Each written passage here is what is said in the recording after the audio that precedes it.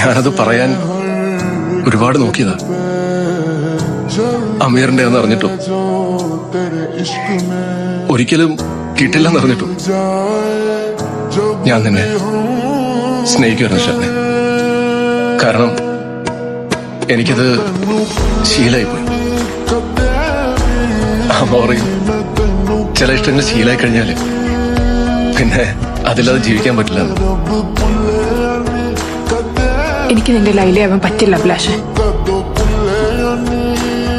അത് നിനക്ക് മനസ്സിലാവുമല്ലോ.